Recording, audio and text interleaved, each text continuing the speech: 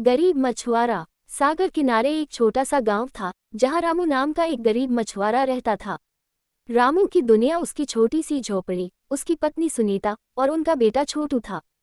परिवार का गुजारा मछलियां पकड़कर उन्हें बाजार में बेचने से होता था। लेकिन कई दिनों से समुद्र में मछलियां कम मिल रही थीं, जिससे रामू बहुत परेशान था। संघर्ष की शुरुआत। एक दिन रामू सुबह जल्दी उठा और अपनी टूटी हुई नाव लेकर समुद्र की ओर निकल पड़ा। उसने जाल डाला, लेकिन घंटों बीतने के बाद भी कोई मछली नहीं फंसी।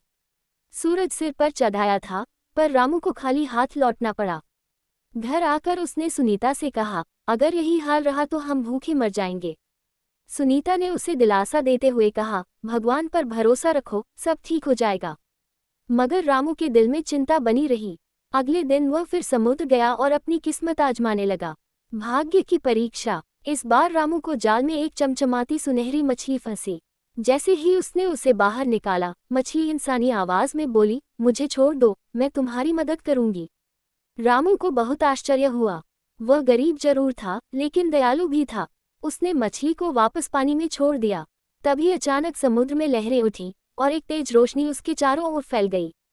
इनाम का चमत्कार। सुनहरी मछली ने कहा, तुम्हारी दयालुता से मैं बहुत खुश हूँ। जाओ, तुम्हारा जाल फिर डालो, तुम्हें बहुत सारी मछलियाँ मिलेंगी।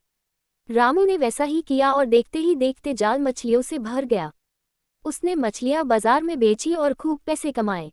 अब उसके पास अच्छा घर, नई नाव और ढेर सारा खाना था।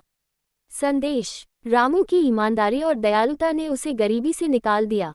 ये कहानी हमें सिखाती है कि लालच से कुछ नहीं मिलता, लेकिन अच्छाई और दया का फल जरूर मिलता है।